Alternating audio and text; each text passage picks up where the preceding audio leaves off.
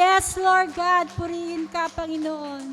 Tanging kayo po lamang ang aming itataas, Lord. Tanging kayo po lamang ang aming sasambahin at luluwalhatiin, O Lord God, sa aming kalagitnaan sa oras na ito. Lord, patuloy mong gabayan at basbasan ang bawat isa, Panginoon. Ang patuloy na lakas at katagumpayan po, Panginoon, ay patuloy naming mararanasan sa oras na ito, O God. Dahil kayo po ang aming kasama, Panginoon. Kayo po ang siyang mangunguna sa amin at nagbibigay po ng patuloy na kalakasan at katagumpayan, Panginoon. Hallelujah. Ang iyong mga salita, Panginoon, na patuloy na maiyahayag ay patuloy po na magiging kalakasan po sa aming mga buhay sa araw-araw, Panginoon. Dahil kayo po, Panginoon, ang Diyos na makapangyarihan at tunay nagbibigay sa amin ng lahat ng bagay, Panginoon. Kayo po lamang, Panginoon, ang aming itataas at dadakilain sa oras na ito. Kaya, Panginoon, narito ang iyong bayan, narito ang iyong mga anak. Alam mo po ang laman ng aming mga puso. Alam mo po ang laman ng aming mga isipan, Panginoon. Walang bagay, Panginoon, na lingid sa iyo, God. Narito kami upang ikaw ay sambahin, dakilain at papurihan. Hallelujah. Yes, Lord God. Yes, Jesus. Salamat sa Panginoon. Patuloy nating sambahin ang ating Diyos sa pamamagitan po ng ating mga awit nagmumula sa ating mga puso. Hallelujah. Yes, Father God. We worship you, Jesus. You're worthy to be praised. Hallelujah. Hallelujah. Hallelujah. We worship you, God.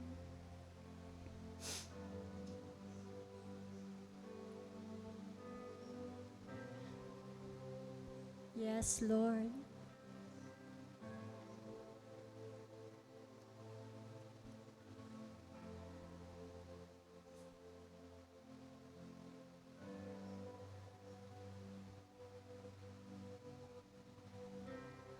Habang hindi karapat-dapat pag-ukulan ng habag at wagas mong pagsinta.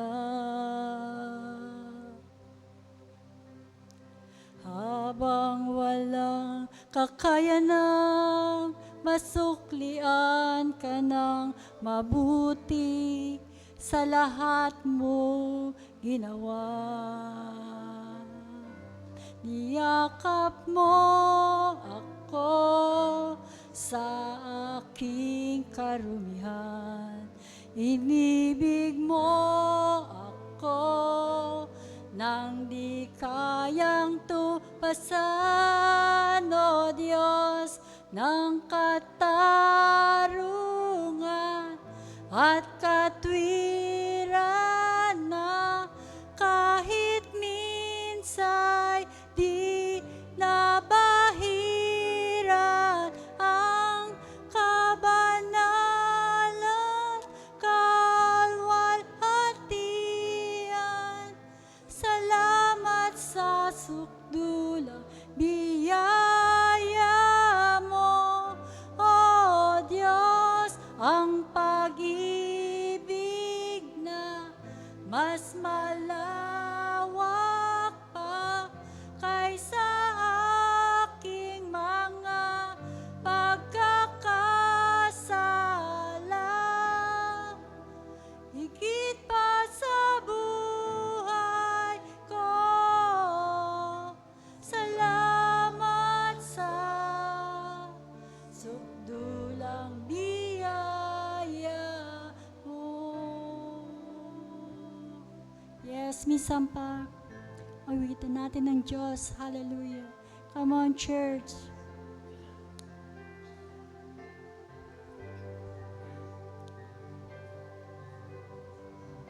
Habang hindi karapat-dapat pag-ukulan ng habag at wagas mong pagsinta. Habang walang kakayanang masuklian mo ng mabuti sa lahat mong ginawa. Niyakap mo ako sa aking karumihan. Inibig mo ako nang di kayang tumbasan. O Diyos ng katarungan at katwiran, na kahit minsa'y di nabahiran ang kabanalan, kalwalhatian. Salamat sa sukdulang biyaya mo, O Diyos, ang pag-ibig na mas malawak pa kaysa aking mga pagkakasala. Higit pa sa buhay ko, salamat sa sukdulang biyaya mo. Hallelujah. Oh, we worship you, Lord God. Patuloy tayo sa presensya ng Panginoon. Minsan pa natin awitin sa Diyos ang awitin na ito. Hallelujah. At patuloy na ialay natin na nagmumula sa ating mga puso. Yes, come on, church.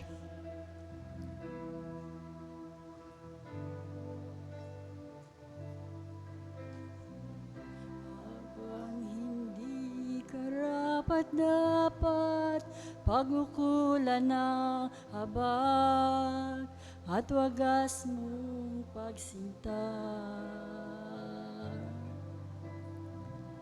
Habang walang kakayanang masuklian ka ng mabuti sa lahat mong ginawa. Niyakap mo ako sa aking karumihan. Inibig mo ako nang di kayang tupasan.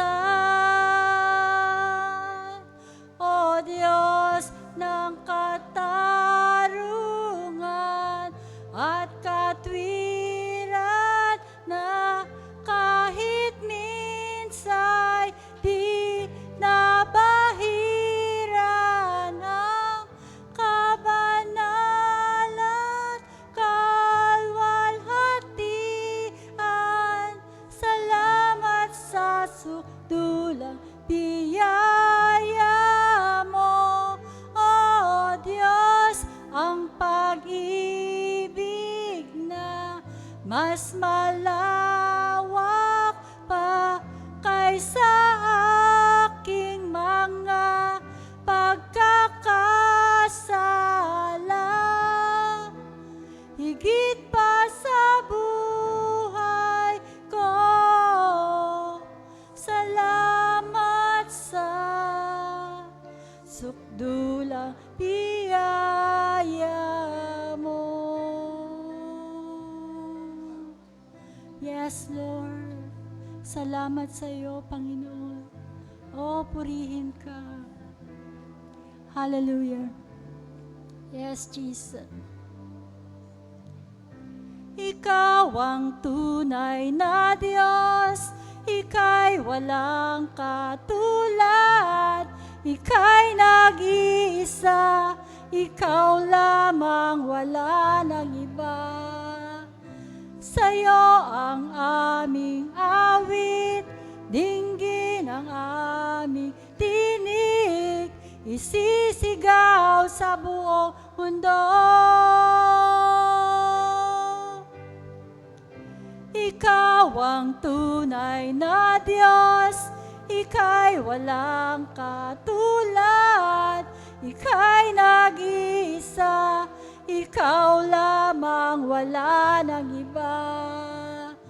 Sa'yo ang aming awit, dinggin ang aming tinig, isisigaw sa buong mundo.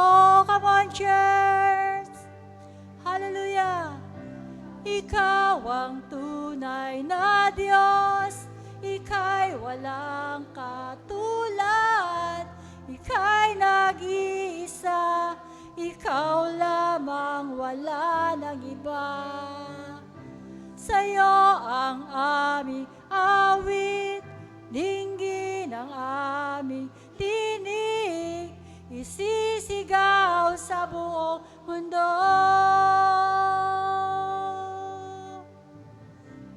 Hallelujah. Yes, Lord. Patuloy natin sambahin at itaas ang Diyos na buhay. Yes, Lord. Siya ang ating tunay na Diyos na makapangyarihan. Hallelujah, Lord God. Patuloy natin siyang sambahin at purihin sa gabing ito. Yes, God. Hallelujah. Kayo po ang aming tunay na Diyos, Panginoon. Kayo po ang Diyos na nag-iisa. Hallelujah. Patuloy, Panginoon, pinupuri ka namin at dinadakila, O Lord. Hallelujah, Jesus. Isang pa, awitin natin sa Panginoon. Hallelujah. Yes, O God.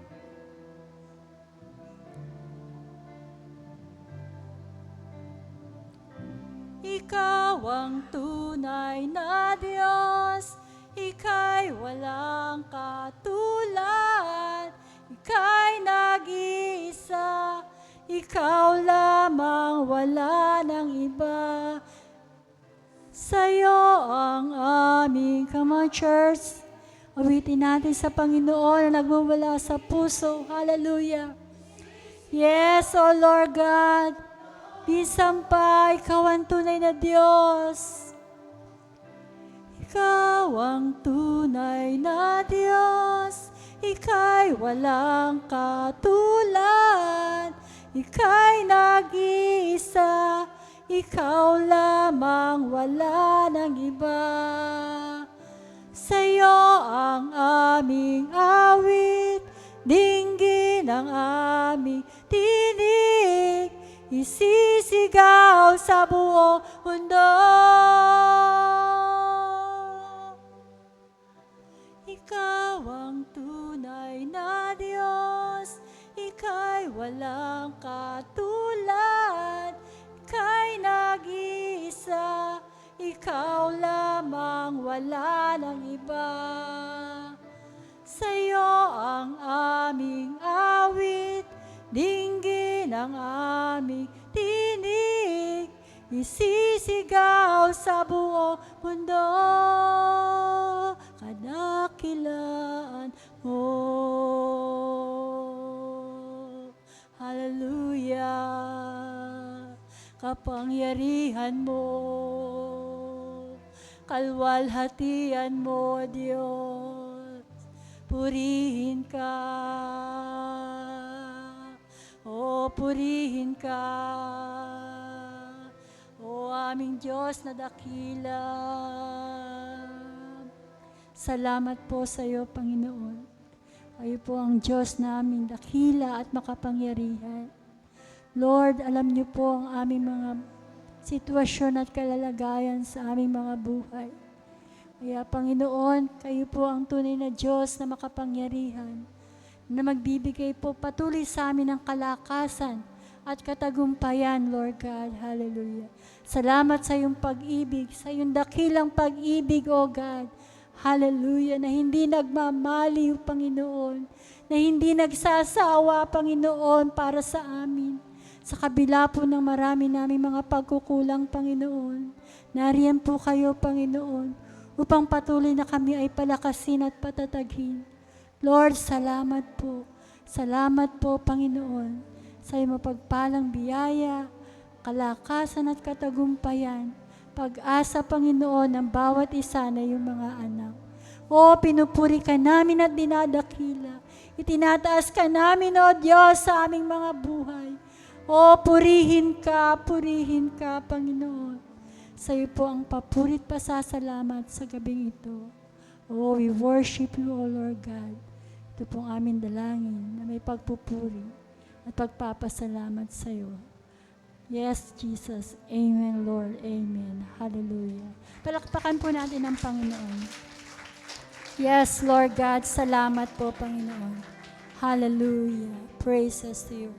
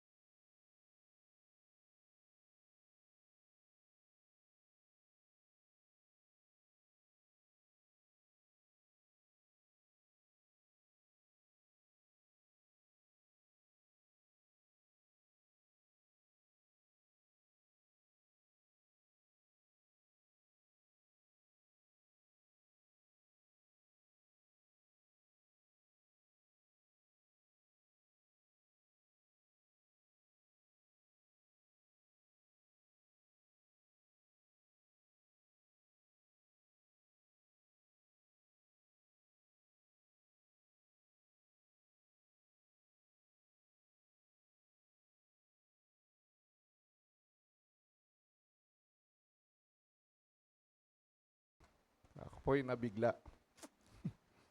So, purihin ng Diyos dahil narito tayo on the midweek service, sama-sama po tayong nagpupuri at sumasamba sa ating Diyos na buhay. Amen?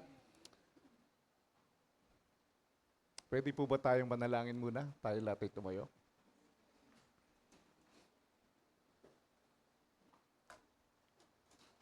Purihin ka, aming Diyos sa masalangit na makapangyarihan sa lahat.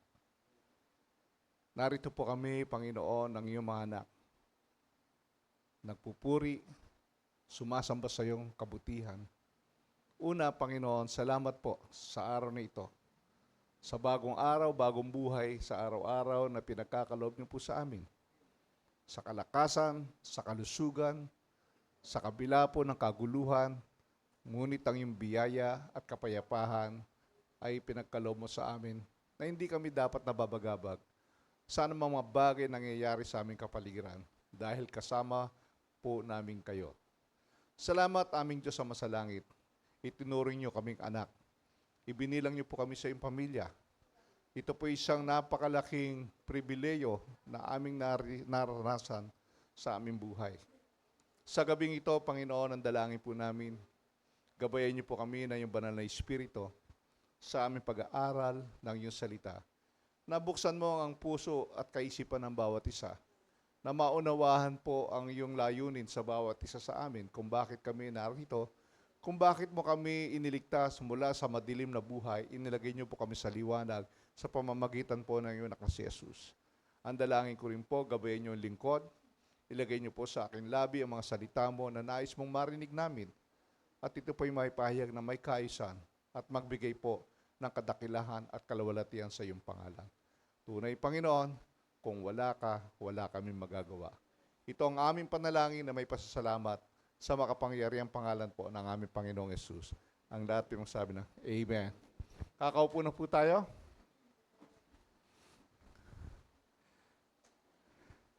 Ang lahat po ba ay kabilang na po sa small group or tinatawag nating life group? Pag sinabi pong small group, ito po yung grupo po ng mga mananampalataya nasa isang lugar, maximum mga 12. Ang model po natin dyan, wala iba kundi si Jesus Christ. Di ba ba? Meron siyang 12 disciple na inalagahan for almost more than 3 years. At yun din po yung pattern na ginagawa natin dito sa church. Small group. Ang tawag po naman natin dyan ay life group. Bakit life group? Kasi ito ay grupo ng mga may buhay. Amen? Kaya po life group. So, bakit ko tinatanong yan? Na kung kayo po ay kabilang na po sa isang small group. Si Raya, tayo relus natin dyan. Ha? Para makita ko lang yung oras. Okay. Kabilang po tayo sa life group. Dahil ito po yung nais pong ipagawa ng Panginoon.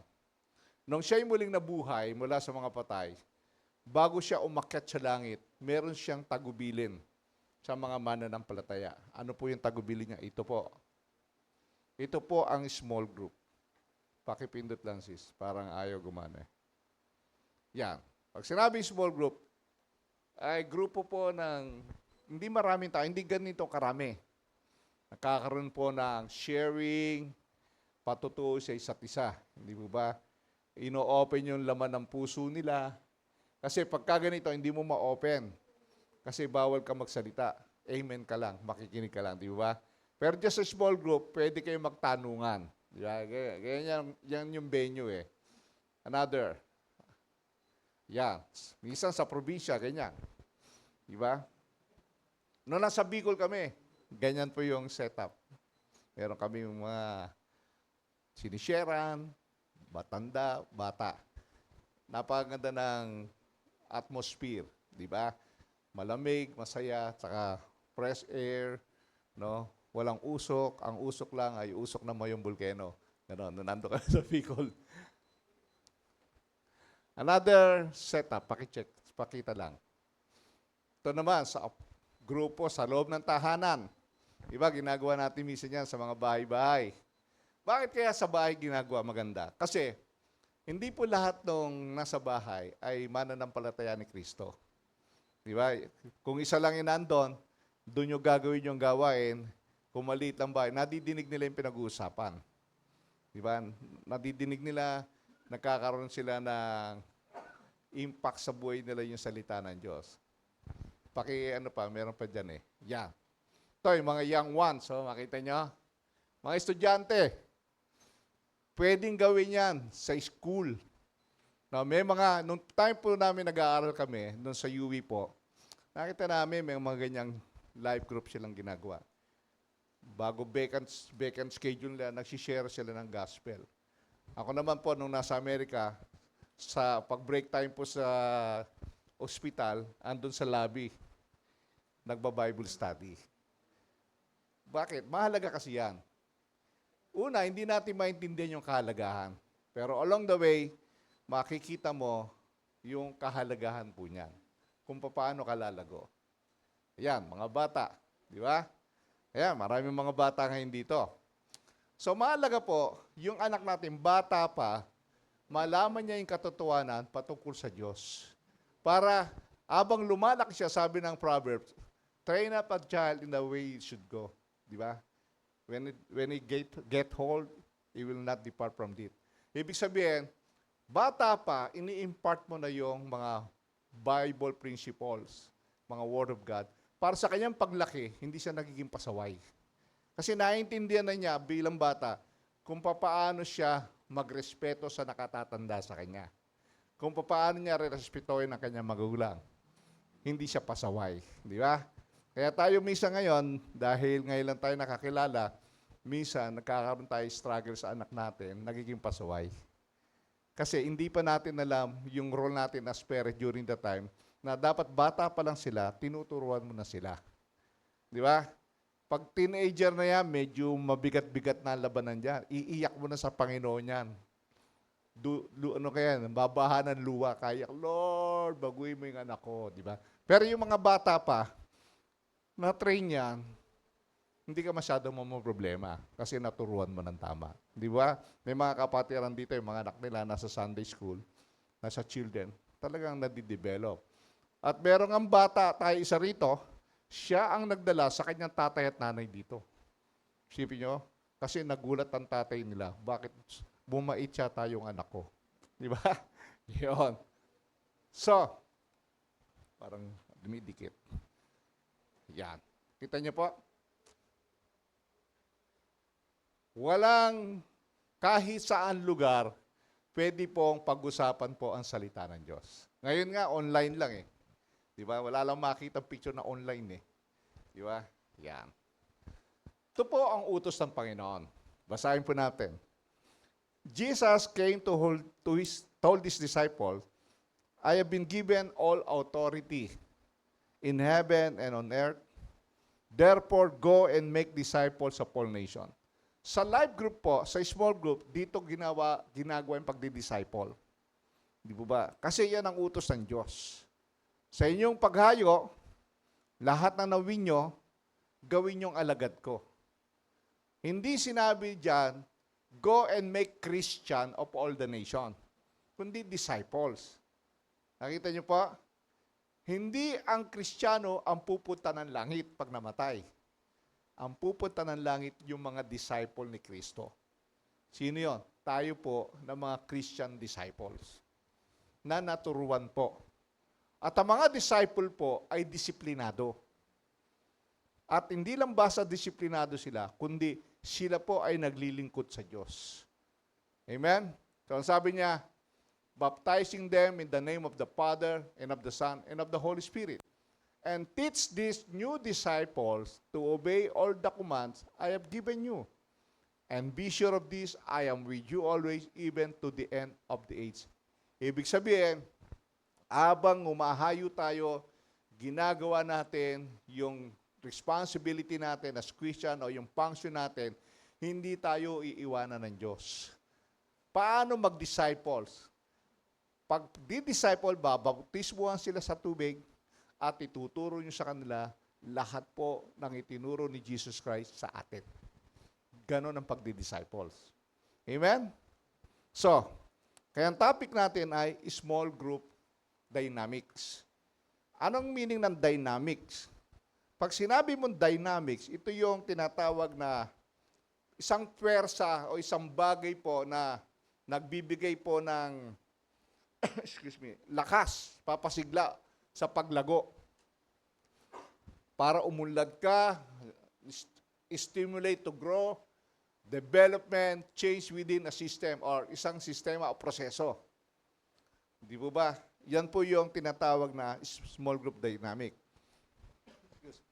Ang command po ng ating Panginoon to make disciple ay katulad din po ito ng small groups o life group. Yan ang utos po. Gumawa tayo ng mga alagad ay napakahalaga po sa malilihit pong grupo. Hindi kaya ng ganito. But this pulpit is also a discipleship process. Pero mas iba yung small group kasi nagkakatanungan kayo na ilalabas mo yung damdamin mo. Pwede ka magtanong. Yung mga doubt mo, di ba? Pwede mong tanongin. At bilang leader, sasagutin naman sa'yo ng leader ayon sa gabay ng banal na Espiritu. Amen? So, example of dynamics are the effect of individual relationship. Yung bawat isa po, sa grupo po ng mananampalataya, nadidevelop po yung kanilang relasyon. Lumalalim yung kanilang pagkakaibigan. Lumalalim yung kanilang pagkakakilanlan sa isa't isa. Hindi katulad sa ganito, minsan, bira mo lang makatabi, hindi kayo masyado magkakilala. Pero pagdating dun sa live group nyo, magkakakilala kayo kasi kukwentuhan kayo, tapos nyo magturo, minsan may merienda kayo, habang kumakain, nagsishare. Nagsishare ng mga damdamin, mga naranasan nila sa buhay. Then, as a leader, isishare mo rin kung anong dapat niyang gawin. Para kang doktor dyan eh. Di ba? Sinasabi mo yung nararamdaman mo, i-evaluate ka ng doktor, at bibigyan ka ng prescription. O, ito dapat mong inumin. Di ba? Ganon. Ganon din po sa life group. Nagsisharean kayo ng damdamin. Yung mga na-experience mo, yung mga problema mo sa buhay. No, kamukha nung nangyari sa amin ng life group ng Tuesday kahapon, may nag-share sa amin, talagang tuwan-tuwa siya, nagpunta sila ng Kamiging, at yung kaopisina niya, kapre niya, gusto niya ma-sharean, talagang na-share niya yung gospel. Di ba? May mga issues sa mga paano yung pagtatato, okay ba magpatato, di ba? Yan, yung mga tanong. So at least, na-address yung kanyang duda. Di ba? Naliliwanagan siya. So ang tanong, why should a church have a small group ministry? Bakit? Kasi ang purpose po kasi niyan ay to develop a Christ-like perspective for a small group outreach ministry. Dahil ang pinaka-supreme goal po ng Christianity is to be like Christ. Christ-likeness. Kaya small groups, live groups, cell groups, Bible study, ano mang tawag diyan, ay importante po yan na parte po ng iglesia. Yan ang backbone po ng church. Di po ba? Yan ang backbone. May mga lumalaking trending po ngayon, ginagamit pa na modelo po yung small group bago sila mag-church planting. Nag-establish muna ron ng outreach na mga 4-5 hanggang dumami and then magtatayo na sila ng church. Ganun po pasimula po ng isang church. Yung potential, pupunta kasi sa lugar, mag-establish ka ng small group, magtuturo ka, ganyan ang ginagawa nila Apostle Pablo during their missionary journey. Nagtatatag sila ng small group Bible study. Hinahabot nga sila hanggang madaling araw, di ba? May nakatulog pa nga doon, namatay, nalaglag, binuhay ni Lord, di ba? Tatandaan niyo po yan? Okay. So, to develop a Christ-like perspective for small group or live group outreach, para nauubog sila. No, nauubog yung kanilang pananaw katulad ni Kristo. No, na ano ba yung pananaw ni Jesus Christ? Di ba? Ano ba yung gustong gawin natin, pinagagawa ni Jesus Christ? Kasi, ang ating Panginoon, nagbigay po ng mandato to fulfill the Great Commission by making disciples of all nations. Yun yung mandate niya. Yan yung divine mandate ng Panginoon. Umayo kayo at gawin yung alagad ang lahat po ng tao. Amen? Divine mandate yan. Hindi yan option, kundi yan po ang iutos. So, to fulfill the Great Commission is to make disciple is through a small group. Yun yung very powerful. To a small group. In discipling, it involves a lot of teaching. Maraming pagtuturo. Kailangan, alam mo yung needs ng grupo. Alam mo yung pangangailangan. Dapat nadidiscern mo yung needs ng grupo mo, kung anong dapat mong ituro. Then you pray, Lord, what do you want me to teach to my group? Diba? Ganun po yon. Pero may ginagawa tayong design para hindi tayo mahirapan. Pag-uusapan natin one time na mga live group leader, kung ano yung dapat binababa sa live group. Para may unity ang church. Hindi yung kanya-kanya. Nagkakagulo-gulo minsan, nalilito tuloy. Tama ba yun? Tama ba yun? Kaya kila John MacArthur, merong grupo dyan, nagbababa ng teaching. Alam niyo po ba, bago mag-preach si John MacArthur sa pulpit, ini-evaluate siya ng council. Yan, may grupo, behind the scene. Ganon, tinitingnan, okay, preach it. Ganon po sila. Kasi baka mamaya, kung ano-ano ang ipagtuturo nila dyan. Di ba? So, this church is moving with God's Spirit in discipling church members and reaching out the non-believers for Christ. Yun yung pinagagawa natin. Yun yung ginagawa natin. Yun yung conviction ng Holy Spirit sa atin. Na abutin po yung mga taong wala pang pagkakakilala kay Kristo. Ipakilala si Kristo at gawin siyang disipulo ni Kristo. Kaya tayo po'y kumikilos ayon sa Espiritu ng Diyos sa pagdidisipulo. Hindi po ayon sa gusto lang natin. Kundi ayon po ito sa kilos po ng Espiritu ng Diyos. Kasi kaya ang Christian, ang ating supreme goal ay katulad ni Kristo. In character. Di ba? So, katulad ng isang iglesia, ang gumagawa at magpalago po ng mga alagad ni Kristo sa pamamagitan po ng pagpapakita. Papaano? Sa papaano mong papakita po ang paggagawa ng disipulo. Dalawa lang ang inutos ng Diyos na matindi. The Great Commission and the Great Commandment. Dito mo ipapakita yung pagdidisipulo. Basahin nga po natin sabay-sabay. 1, 2, 3, go. Love.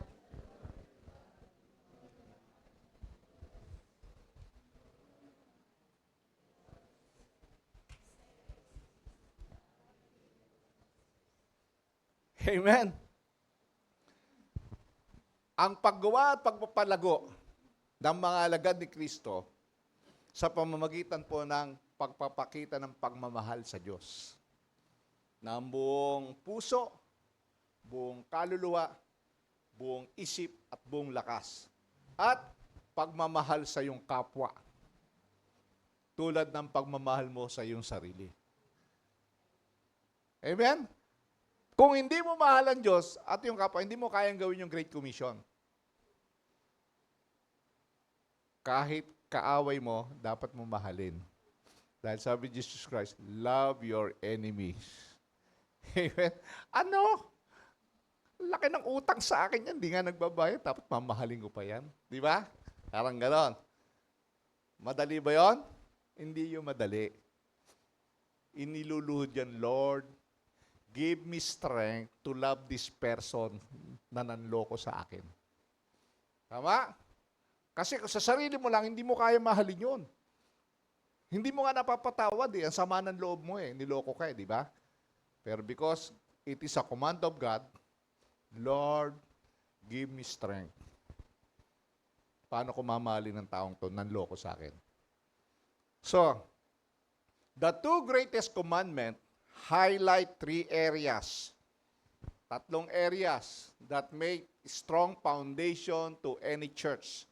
Ano? Small group or individual Christian. Spiritual growth, learning and serving. Yan po ang pinakamatinding dapat ginagawa po. Small group, individual, discipleship, para lumago sila spiritually at matuto sila at matapos sila matuto, sila ay maglilingkod. Amen? Kukuha niyo pa? So, Great Commandment highlights pakipindot. Three areas that make a strong foundation to Christian. Una, to love God with all our heart and soul is to love Him with passion, priority, and trust. In our life group, it demonstrates cares. Di ba? Sa life group, pinapadama mo yung caring for church members. Di ba? Kaya, ibig sabihin, ang ibigin mo ang Diyos ng buong puso at kaluluwa, ay ibigin siya ng may alab, passion. Inuuna mo siya at lubos kang nagtitiwala sa Kanya. Kaya hindi natin kayang lumabas sa mundo, gampanan ang ating mga trabaho, pag-aaral, arapin ang ating pamilya, at sabay na mapanatili ang ating alab para sa Diyos nang walang katulong na hindi mo alam ang dapat mong gawin. Kaya tayo nagdi-disciple para alam mo paano mong gawin ng sabayan ng mayroong balancing pamumuhay. Amen? Hindi pwedeng dito lang ako. Kaya meron minsan nag-aaway na magkakarelasyon kasi puro ka na lang church. Nakalimutan mo na yung responsibility sa family mo. Di ba? Kaya nagkakaroon tayo ng lesson, paano mo babalansin yan? Your family and your ministry. Amen? Totoo ba yan? Marami nagkakagulong ganyan. Lalo-lalo na kung yung partner mo hindi pa mananampalataya at ikaw pa lang. Hindi niya maintindihan. Kaya dapat babalansin mo. Kung pareho na kayo, mas okay. Pero kung hindi kayo pareho at talagang inilulud mo siya, Panginoon, na makasama mo siyang nagpupurit na lilingkod, kailangan mo ipakita yung balancing pamumuhay. Amen? Kailangan mo mahalin ang partner mo. Kailangan mo sumunod. Ipakita mo siya. Pero dapat mo ipakita, kailangan din natin, iunahin natin ang Diyos sa ating buhay. Dahil tayo inuna ng Diyos. Di ba? Dahil tayo inalala ng Diyos nung siya'y nakapako sa krus. Ginawa niya yon para sa atin. Maliwanag, mga kapatid? So, we need to see the example of others and receive their encouragement. Kaya makikita natin na sa leader dapat model ka para na-encourage sila. Yung mga kasama mo dapat pinapakita mo yung tamang pamumuhay as a Christian para na-encourage sila. Kasi isang bagay po sa community church na napakahirap po. Dito sa community, problema din yan doon sa mga probinsya, community. Na yung life testimony po ng mananampalataya, hindi nakikita yung kanilang sinasabi sa kanilang pamumuhay. Di ba? Para bang share sila ng share, pero ang kanilang pamumuhay naman ay taliwas doon sa kanilang itinuturo. Kaya hindi nila masama sa church o mapakilala si Jesus Christ kasi hindi naaayon yung sinasabi nila sa kanilang pamumuhay. Kaya sasabihin lang yun, pareho lang naman tayo eh. Di ba? Nakuha niyo ba mga kapatid? Kaya napakahalaga po ng ating life testimony. Lalo-lalo na dito sa community ng Libtong, isang paikot lang yan eh. Magkakakilala ang tao. Di ba? Pag nag-aaway-aaway kayo, dinig na dinig ng kapitbahay, di pa mga Kristiyano yan, mga buwan, ba't gano'n magsalita? Sino maniniwala sa inyo? Hindi kayo paniniwalahan. Tama, mga kapatid? Yan. Kaya ayusin natin ang ating buhay. Di ba sa katayo? Kaya parte, ayusin mo buhay mo, ha? Di ba? Para paniwalaan ka, ayusin mo buhay mo. So, a small group can provide all of this in a way of large congregation can't. Dito, hindi kayang ibigay yung pangangailangan ng individual na one-on-one. Nangyayari lang ito sa small group. Nino-open niya yung laman ng puso niya, yung damdamin niya, yung pinagdadaanan niya. Dito, hindi mo mabubuksan yun kasi makikinig ka lang. Pero pag ikay kagrupo ng mga weekly, nagkikita kayo, kamusta na kapatid? Kamusta na ang buhay? Kamusta na Kamusta na ang trabaho? Kamusta na ang pag-aaral? Kamusta na ang negosyo? Now, open.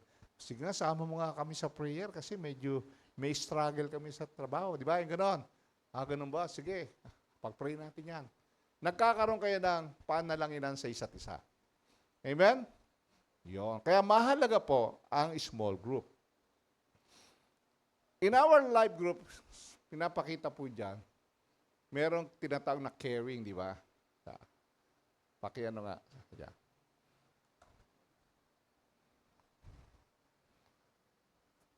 It demonstrates cares for the church members. Medyo na-advance ako. In life group, provides better pastoral care. Di ba? Parang shepherd. Napapadama mo yung talagang caring sa member. Di ba? Pero ang general application niyan, during Sunday worship, yung message, it does not meet the individual needs. Wow, itong preaching ko to, hindi nami-meet yung bawat pangangailangan mo. Di ba? Yung iba lang. Hindi lahat. Pero sa life group, pwede mong i-open yung needs mo. Yung spiritual needs mo, yung problema mo. Dito, may possibility na yung lesson hindi ugma sa'yo. Tama? Pero sa life group, pwede mong i-open, ito yung aking pinagdadaanan. Pwede mo bang tulungan ako? Nakukuha niyo po yung ibig ko sabihin? Yan. Kaya, napakahalaga po ng bawat Kristiyano ay kabilang po sa life group, sa small group. Para na-open niya. Na-encourage siya, nabibigay siya ng advice, mga spiritual advice, kung anong dapat niyang gawin. Di ba? So, the message during Sunday can be reflected in the small group. To, pwede natin pag-usapan yung madidinig nyo ngayon pagdating sa small group. Kaya dapat, lahat po ng umaate ng service, nagno-notes. Diba? Para pagdating sa live group, kapatid, yung sinabi ni pastor, hindi ko masyado maintindihan eh. Pwede mo bang ipaliwanag sa akin ito? Nakita niyo po? Kasi hindi kayo pwede magtanong sa akin. Tuloy-tuloy ako magsasalita. Pero, pag meron kang bagay na hindi naintindihan, nino-notes mo, pagdating nyo sa live, sa small group, pwede mo itanong. Di ba? Para mas maliwanagan ka. Ako ko nyo pa? Yun yung kahalagaan po nun. Ang life group kasi, ang life group leaders are extension ng kamay ng pastor yan. Katulong yan for the expansion of the kingdom. Katulong yan to take good care of the sheep. Diba? To take good care of the church members na pinagkatiwala ng Diyos sa atin. Hindi ko kayang pangalagaan kayong lahat ng sabay-sabay. Dahil marami tayo. Diba? Pero, kaya may mga life group leaders para yung individual na papangalagahan yung kanilang pangangailangan. Yun po yung kahalagahan po ng life group. Diba?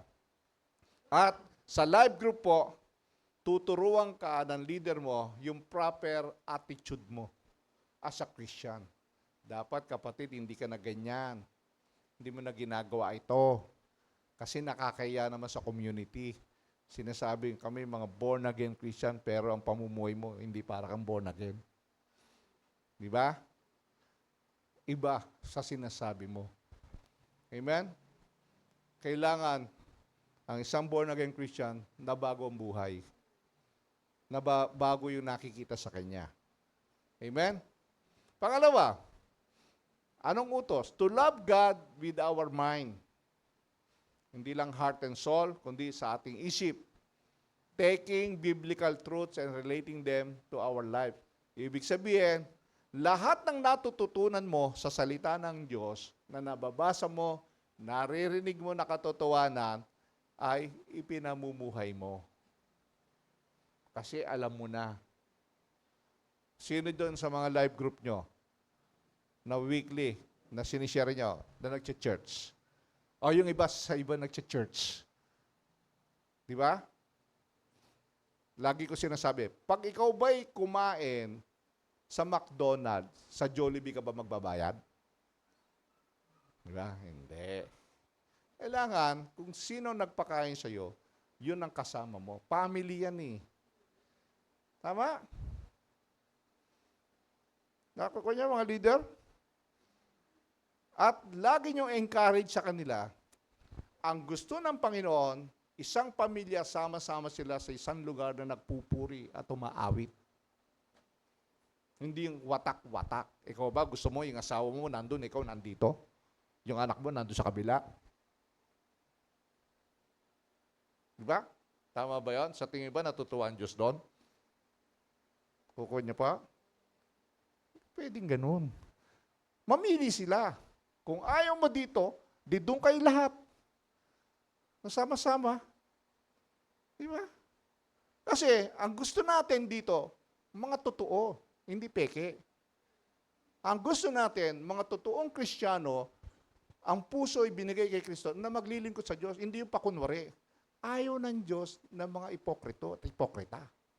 Kaya nga binabanatan niya mga parisisi, yung mga hypocrites kayo. Ano niyo po yung ibig sabihin? Kailangan, totoo tayo. Kaya nga yung loving God with all your heart and soul, ikaw ba, kung yung partner mo pakunwarin pagmamahal sa'yo, matutuwa ka ba? Hindi, di ba? So, ang gusto ng Diyos, pagmamahal ng buo mong pagkatao at mahalin mong yung kapwa, gaya ng pagmamahal mo sa iyong sarili. Kailangan maramdaman ito ng bawat kasama mo. Ang loving God with all our mind is to learn about Him. Ibig sabihin, matutunan mo sino ba talaga ang Diyos, sino ba talaga si Kristo. At makita mo yung point of view ng Diyos sa mundong ito. Ano ba ang tingin ng Diyos sa mundong ito? Dapat ganon din ang pananaw mo. Di ba? Ano ba? Ang tingin ng Diyos sa mundong ito, ang mundong ito ay makasalanan na mapapahamak. Ganon din dapat ang pananaw natin. Kaya nga tayo ngayon, ahayo. Kasi nakita natin kawawa naman ang mundong ito kung wala po sa Panginoon. Especially, yung nakikita natin kaguluhan sa bumundo, that is the sign na ang Diyos babalik na. So tayo mga Kristiyano, dapat kumilos na tayo. Lagi ko sinasabi, matutuwa ka ba na ikaw ay nasa langit, yung asawa mo nasa impyerno, at yung mga anak mo nasa impyerno? Tutuwa ka ba ron? Siyempre hindi. Gusto mo makasama mo rin siya sa langit, di ba? At bilang Kristiyano, yung pong gusto ng Diyos na gawin natin. Ipakilala si Kristo sa kanila. Malaman natin ng buong kaisipan natin, ano ba ang gusto ng Diyos? Ano ba ang pananaw ng Diyos? Kasi nakikita ng Diyos na ang mundo ay makasalanan. Na kailangan nila ng tagapagligtas. Di ba ba? Nakita niyo, nangyayari sa ating bansa, mga flood control contractor, di ba, pinahirapan tayo yung lahat ng pera, kaya walang budget ang gobyerno sa atin. Sino nagdurusa? Ang buong Pilipinas.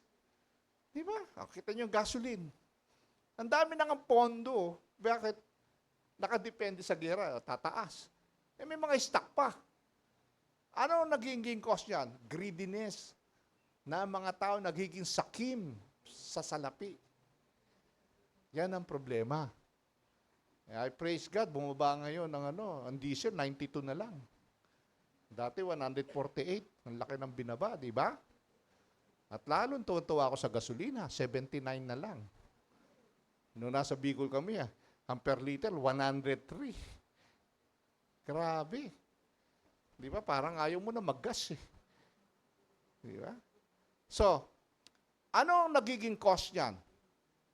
Dahil sa kasalanan, sa kasakiman, sa mga material na bagay. Bakit? Dahil ang mga taong ito, wala kasi silang kaugnayan sa Diyos. Ang iniisip lamang nila ang sarili nila. Hindi nila ginagampanan yung mahalin mo ang Diyos ng iyong buong pagkatao at mahalin mo ang iyong kapwa. Abay, kung ang mga leader natin, mga Kristiyano, ang sarap ng buhay natin. Kung mga totoong Kristiyano yun, kasi mas iisipin nila yung kapakanan natin, hindi yung kapakanan nila. Kasi sabi ng Galatian di ba? Dapat isipin mo yung kapakanan ng iba kaysa sa kapakanan mo. Dahil yun ang gusto ng Diyos, dahil ang Diyos yun ang ginawa niya. Inisip niya yung kapakanan natin. Nagsakripisyo siya, namatay sa krus para sa atin. Hindi mo ba? Tama? O sino magpapakilala? Dapat tayo. Kaya nga, pag-pray natin, sana dumami ang mga totoong Kristiyano na mapunta sa gobyerno. Di ba? Amen? Huwag yung mga pastor, kasi yung pastor sa church yan nilagay. Di ba? Pag pastor ka, sa church ka, hindi ka sa gobyerno. Tinanong sa amin yan sa Davao kami, Pastor, okay po ba ako tumakbo barangay chairman? Bakit? Ba't ka tatakbo barangay chairman? Anong gusto mo? Para ma-share pwede mo ma-share kahit hindi ka chairman Di ba? Kung saan ka nilagay ng Diyos, yun ang gawin mo, yung pinagagawa sa'yo. Kasi, sa totoo lang po, maraming gusto sa gobyerno kasi wala pang eleksyon, congratulations!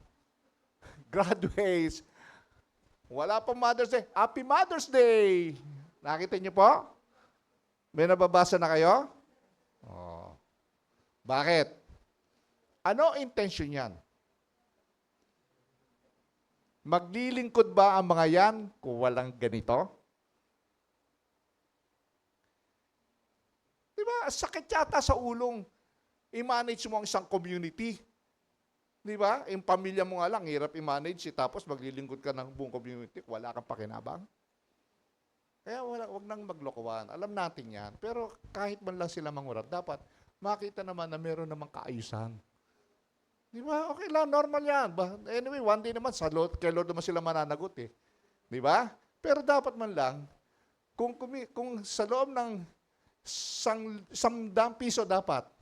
dapat yung 20 lang kunin niya. Yung 80 share naman niya sa community. Parang ganon. Huwag mong kunin lahat. Magtira ka naman para sa mga tao. Di ba? May sweldo ka na nga Di ba? Ayan. Kaya common sense lang No, ba't ba tayo napunta sa politics? Kasi dapat po matuto tayo. Minsan, wag po tayo magpapadala sa bibigay sa iyong pera para iboto mo lang siya. Minsan ka lang tatanggap, pang 3 taong kang maghihirap. Di ba? Yan. So bakit ginagawa ng mga tao yan? Bakit ang iniisip lang nila puro pera? Kasi, sabi ng Bible, pakibasa, Romans chapter 3, pindot. Ayaw eh. Yan. Sapagkat ang lahat ay nagkasala at walang sino mang karapat-dapat sa paningin ng Diyos. Gayunman, dahil sa kanyang kagandahang loob, ay pinawalang sala sila sa pamamagitan ni Kristo Jesus na nagpalaya sa kanila. See, lahat po tayo sa mata ng Diyos, makasalanan tayo. Pero dahil sa biyaya, kagandahang loob ng Diyos, nung ikay umingi ng tawad sa lahat ng kasalanan mong ginawa, pinalaya tayo. Pinatawad tayo. Kaya itong mga politisyan na ito, kung hihingi ng tawad sa Panginoon, patatawarin sila. Gayain nila si Zacchaeus. Ibabalik nila yung ninakaw nila. Di ba si Zacchaeus ganon? Nag-restitute? At sabi pa niya, kung may nadaya ko, ibabalik ko ng 4 na doble. Yun yung sign na nabago. Oh, sa tingin mo ba, may mga politisyan dyan, ikulong mo na lang ako kaysa ibalik ko pa yung mga pera. Di ba? May nagbalik ba? Wala, di ba? Yun. Si Ben, hindi sila tunay na nabago. Kaya kapag ang isang tao na born again talaga, katulad ni Zacchaeus, na isang tax collector, ibinalik niya yung mga ninakaw niya. At yung mga nadaya niya, binalik niya yung pera ng 4 na doble. Di ba? Di ba nabasa niyo yun? Ganon yung tunay na nababago. And I pray, magkaroon sanang ganyan tayo mga government official na makakilala sa Panginoon at ibabalik nila yung ninakaw nila. Eh, paano sila makakakilala kung wala magsasalita? Kung hindi kikilos ang mga Kristiyano, kung hindi nila sasabihin ng katotohanan, paano sila makakakilala? Di ba? Tingnan niyo sabi ng John 3:16, bakit ang Diyos ay punong-puno ng pagmamahal sa atin? Kasi yun ang karakter niya. Tingnan niyo, gayon na lamang ang pag-ibig ng Diyos sa sanlibutan, kaya't ibinigay niya ang kanyang buktong na anak upang sumampalataya sa kanya ay hindi mapahamak. Ano? Kundi magkaroon ng buhay na walang hanggan. Kaya ang taong sasampalataya kay Kristo, hindi siya mapapahamak, magkakaroon siyang buhay na walang hanggan. Kasi kapag sumampalataya ka, siguradong iingi ka ng tawad sa iyong kasalanan. Amen? At patatawarin ng Diyos ang kasalanan mo at magkakaroon kang buhay na walang hanggan. Eh, paano kung hindi humingi ng tawad? Nireject si Jesus Christ. Ang sabi ng Bible, hindi hinahatulang maparusahan ang nananampalataya sa buktong na anak ng Diyos. Ngunit, hinatulan ng parusahan ang hindi nananampalataya sa Kanya. Kapag ang isang tao, sinyermo si Jesus Christ sa Kanya, at hindi niya tinanggap, inatulan siya, buhay pa siya. Mapapahamak na siya. Ang Bible, parurusahan na siya. Hindi pa siya namamatay. Buhay pa siya, ma-experience siya na yung hirap at parusa ng Diyos sa kanyang buhay. Maliwanag po? Ang liwanag ng Scripture. So, in our life group, we train church members. Tinitrain natin sila. Tinuturuan natin sila kung paano mabuhay ng tama, na nakalulugod sa Diyos, na maganda sa paningin ng community, at kung paano mag-share ng gospel, paano manguna. Tinitrain natin sila. Yan yung tinatawag na leadership training. Di ba? Kaya nga hindi tayo naka-attend ngayon sa sa God's Grace, meron leadership training. Sabi ko, wala akong delegate. Mahalaga yon. In life group provides an environment. Ito. Sa loob ng life group, nagkakaroon ng environment o kultura kung saan ini-encourage mo ang mga miyembro na maging aktibo at nasasanay upang makapaglingkod sa kapwa miyembro. Equipped in serving other group members. Tinitrain mo sila. Ini-encourage mo sila. Di ba?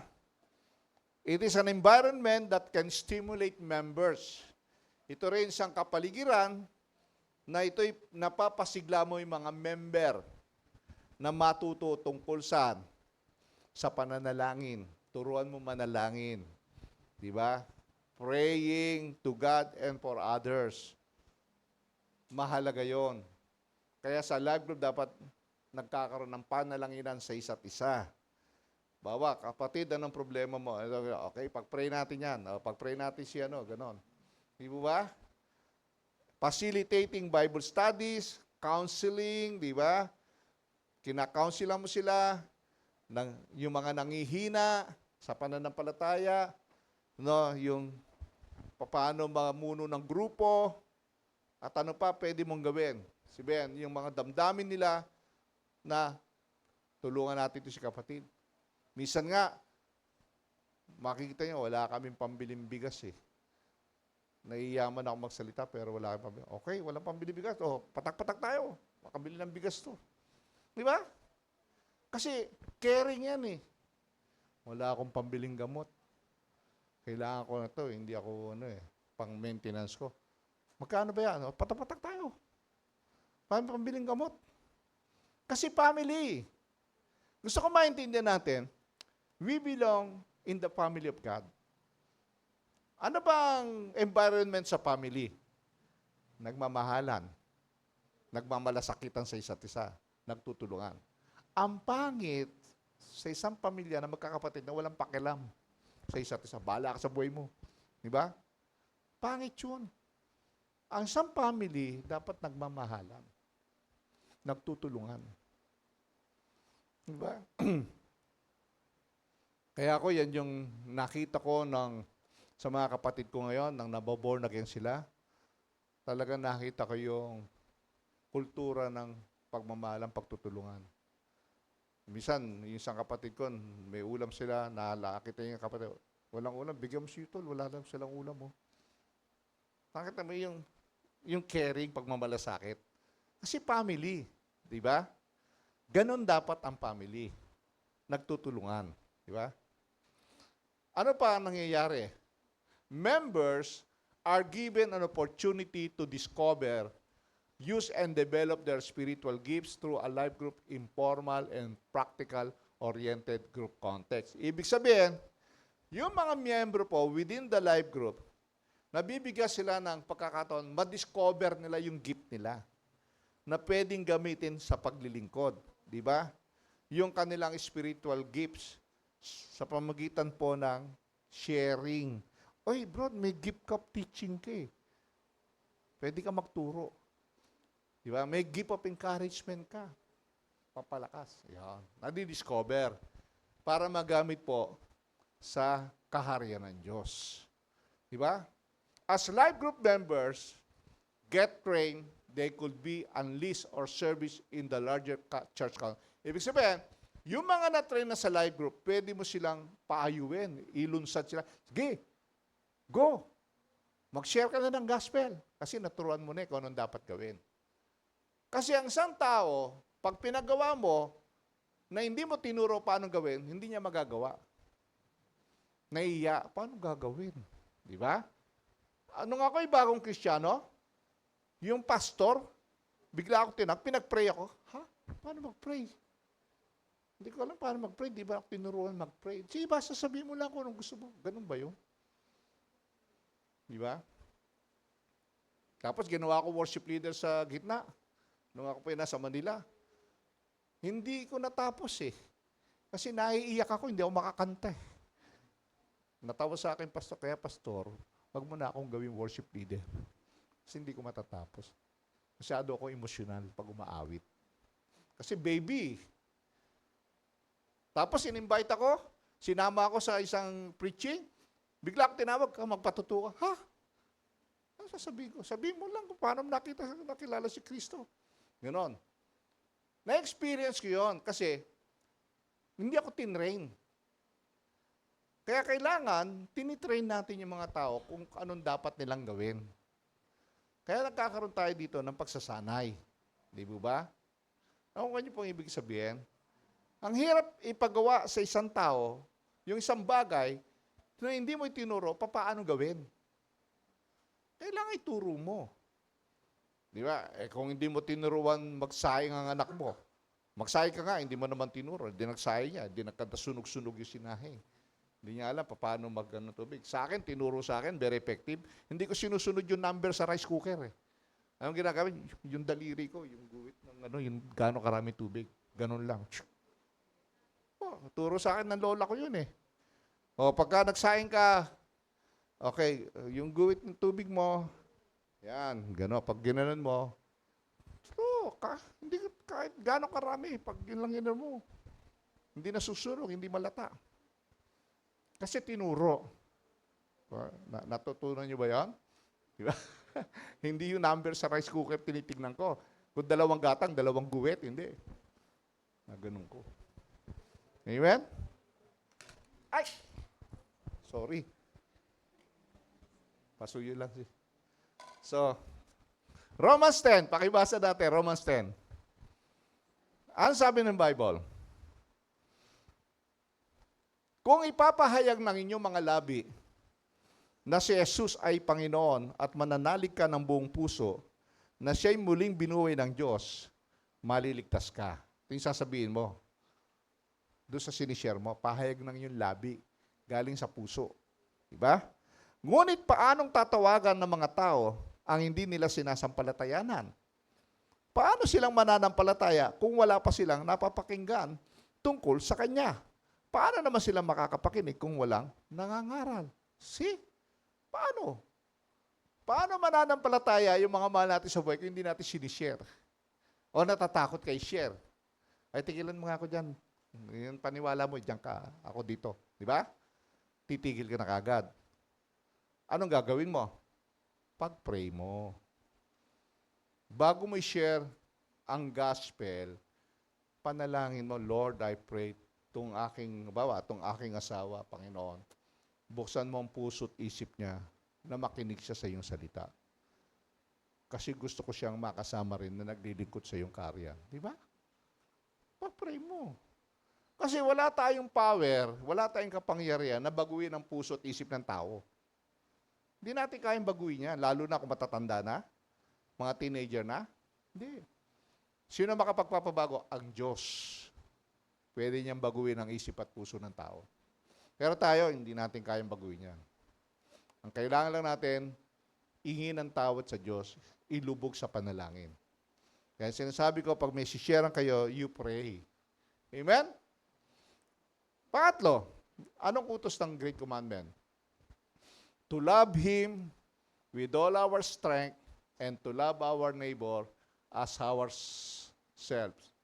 Related po yung strength and neighbor. Life groups should be a place where we can freely love our neighbor. Yun yung lugar na mapapadama mo yung pagmamahal mo sa iyong kapwa.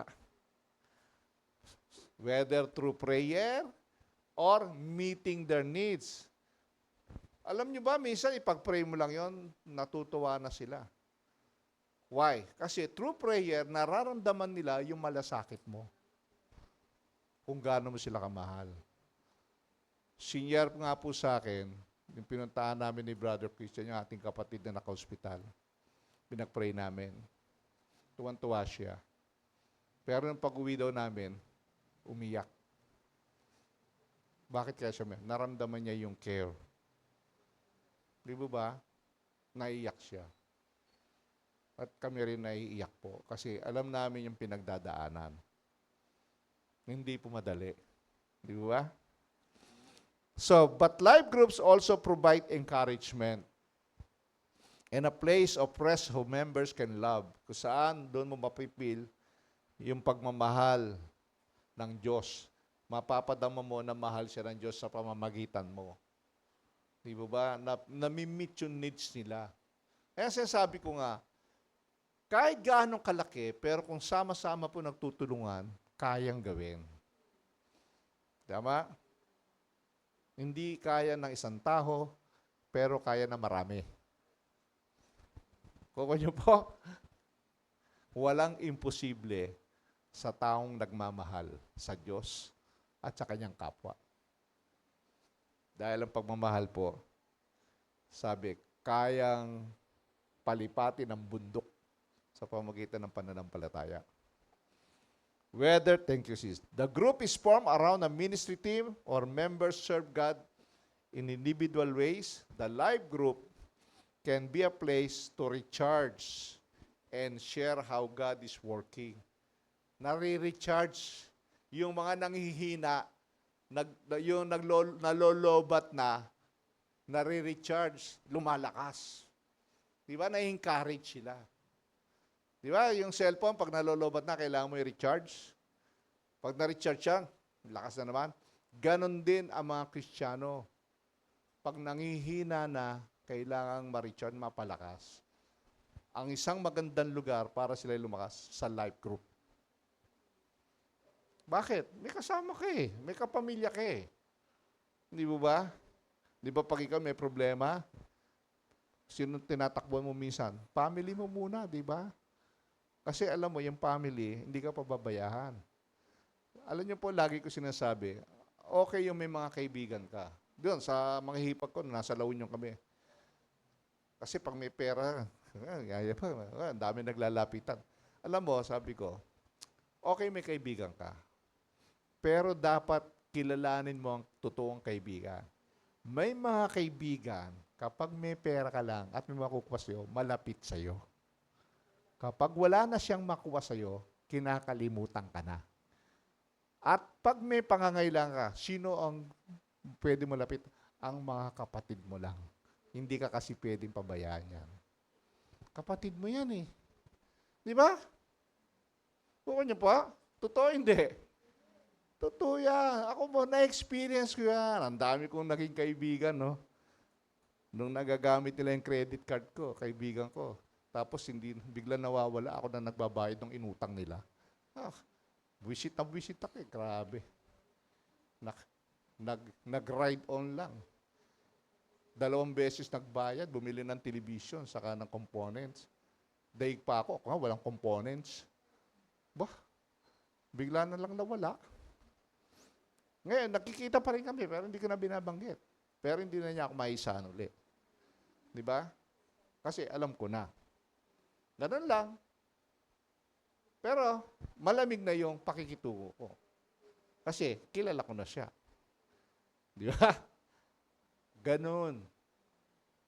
Iba yung kapamilya sa kaibigan.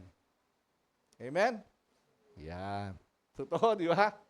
So, in our life group, is not only concerned with loving other believers, but is compassionate to their non-Christian circle of influence. Ibig sabihin, hindi lamang nakatuon ang pagmamahal mo sa iyong kapwa mananampalataya, kundi nagiging may malasakit ka sa mga tao na hindi pa Kristiyano na kasama nila. Yung mga hindi pa mananampalataya, share natin yan. Para makakilala kay Kristo. Bakit mo ginagawa yan? Kasi mahal mo eh. Alam mo kasi yung patutunguhan niya pag namatay siyang wala kay Kristo. Mapapamak siya. Tandaan niyo po, sa muling pagbabalik ni Jesus Christ, lahat po namatay, bubuhayin muli. Lahat. Lahat bubuhayin ulit. At ang sasabihin ng Panginoon sa mga angel, ihiwalay ang mga kambing sa mga tupa. Yung mga kambing, uusgahan. Paparusahan. Yung mga tupa, hindi na uusgahan. I-reward. Why? Romans 8:1 says, there is no more condemnation for those who are in Christ Jesus. Hindi na hatulang maparusahan ang mga taong na kay Kristo Jesus. At sino yun? Tayo. Kaya lagi ko sinasabi, wala pong pinakamapalad na taong nabubuhay sa mundo, kundi yung mga totoong Kristiyano. Totoong disipulo ni Kristo. Dahil ang sabi, hindi na hatulang maparusahan ang mga taong na kay Kristo Jesus. Amen? Pero yung wala, kawawa po yun. Totoo po yan. Kaya sa Bible, wala kang mababasang fake news. lahat ay totoo. Sa social media, majority mababasa mo, fake news. Di ba? Kaya huwag ka masyadong mag-focus sa social media. Mag-focus kayo sa salita ng Diyos. Kaya maraming napapahamak na tao, maraming na-scam, maraming naloloko kasi ang daling maniwala, lalo-lalo na pag sa pera. Mag-invest ka, matudoble pera mo. Di ba? Ang dami napapanood nyo pa si Rapi Tulfo, daming umiyak doon ng mga naloko. Di ba? Yung pag-tuition ng mga anak, tuition na raw. Para daw madagdagan. Ngayon, wala na raw yung kumpanya. Di ba nakakawa? Kasi dali maniwala. Huwag tayo basta-basta maniniwala dahil ang demonyo, manggaling mambola yan. Amen? As a group, they intercede for their non-Christian relatives. Di ba?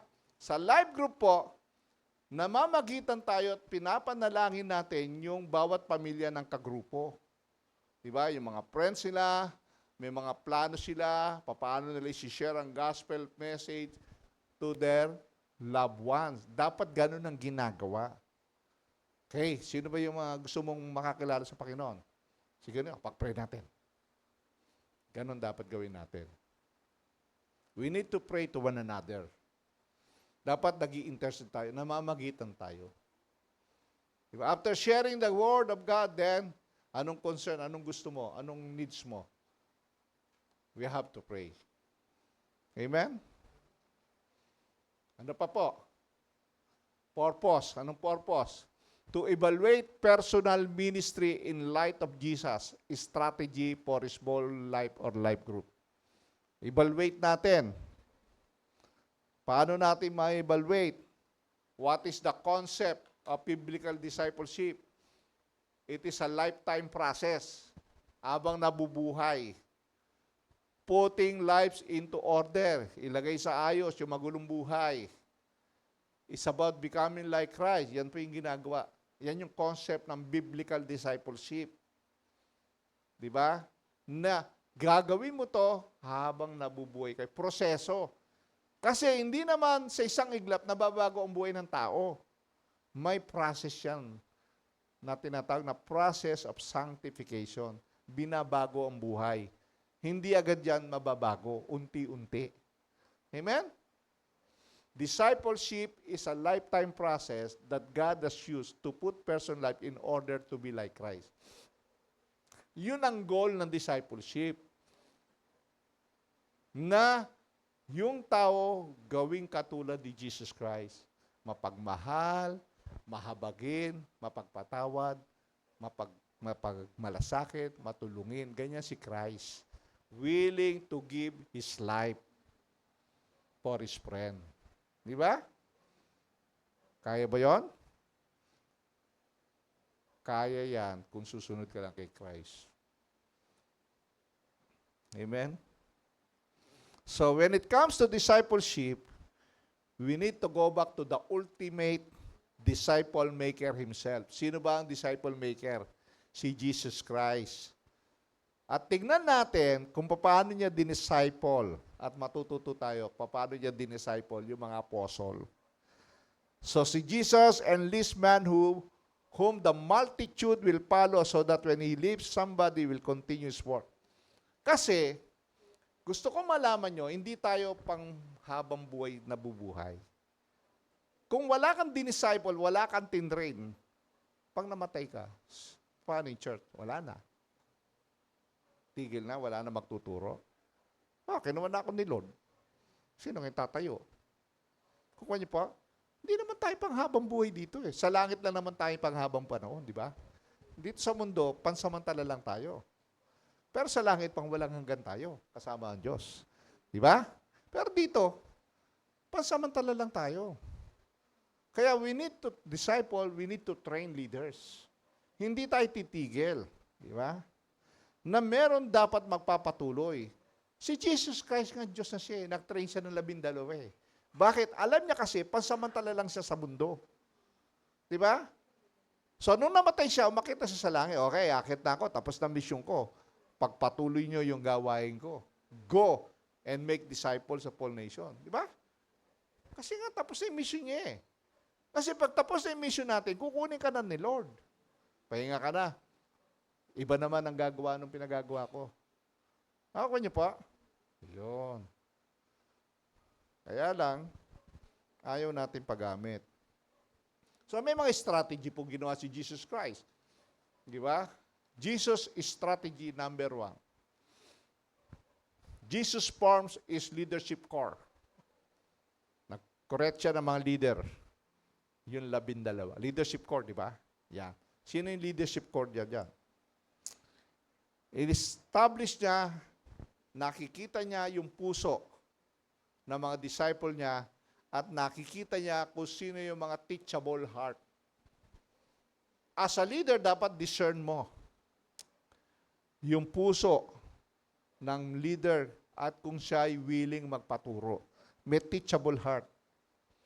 So sa pag nag-establish ka ng leadership, ang tinitingnan natin, we are looking for fat people. Fat people. FAT. Hindi matataba. Acronym lang yan. Ibig sabihin, faithful, available, and teachable. Fat people. Pag nag-establish ka ng leader, yung mga faithful people, available siya at teachable, willing magpaturo. Hindi yung, mas okay ito, mas hindi. Pagka ganon, scratch yan. Kailangan submissive siya sa leadership. Tingnan niyo po sa Acts.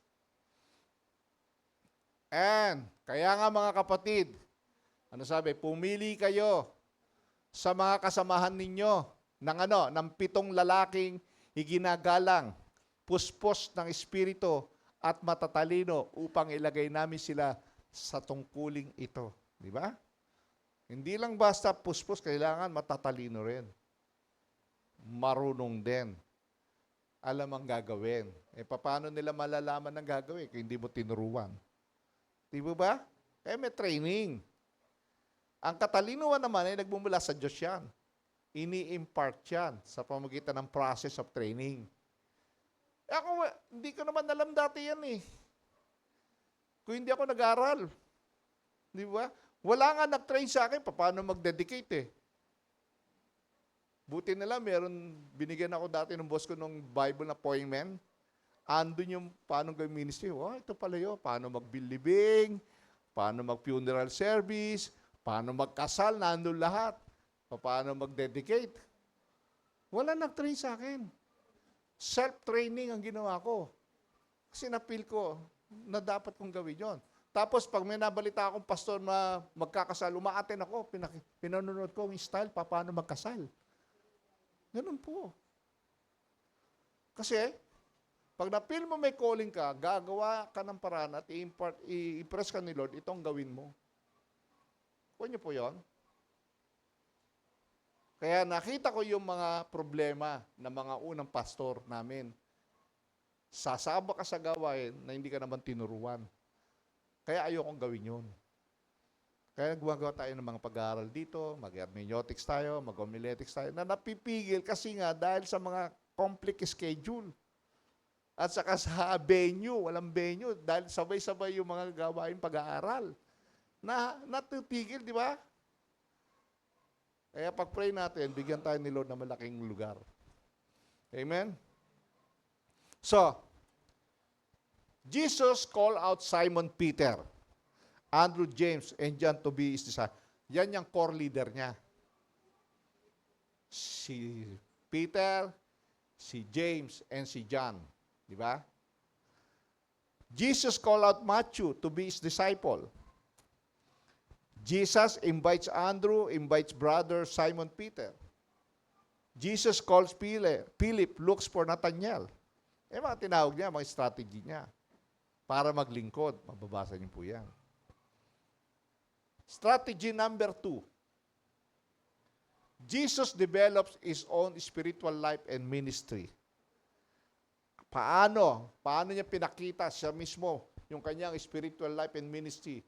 Paano niya minodel? Jesus prioritizes constant communion with God. Early in the morning, nagpipray. Nananalangin. Di ba? Jesus personally witnessed and reaches out to the lost. Hinahanap niya yung mga nawawala. At tulad ng babae Samaritana, pinakita niya sa disciple paano niya sinyeran. Kita niyo po? Siya mismo, no? Nagpapakita ng halimbawa po. When Jesus evangelized, a disciple also. Tinuturuan niya. Hindi niya lang in-evangelize, dinidisciple din niya. Hindi mo na kailangan pong mag-enroll sa Bible school para lang mag-share ng gospel. Di ba? Hindi na kailangan. Sabihin mo lang kung ano yung kabutihan ng Diyos na naranasan mo, na ginawa niya sa buhay mo. I-share mo lang doon sa mga kamag-anak mo na walang pananampalataya sa Diyos kung anong ginawa ng Diyos sa buhay mo. At makita nila yung transform life mo. Kasi pag hindi nila nakita yun, hindi sila maniniwala. Sa akin po, yung mga kapatid ko, kung hindi nila nakita yung pagbabago sa buhay ko, hindi sila maniniwala sa akin. Hindi ko sila malalapit sa Diyos. Kasi nakita nila yung changes. Kaya sila naniwala. At naranasan na nila ngayon. Nang sarap pala talaga na nasa Panginoon.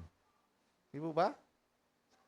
Meron kang kapayapahan, nararanasan mo yung kagalakan, nakasama mo ang presensya ng Diyos sa araw-araw ng iyong buhay. Amen?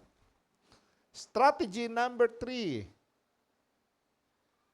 Jesus models outreach to his leadership core.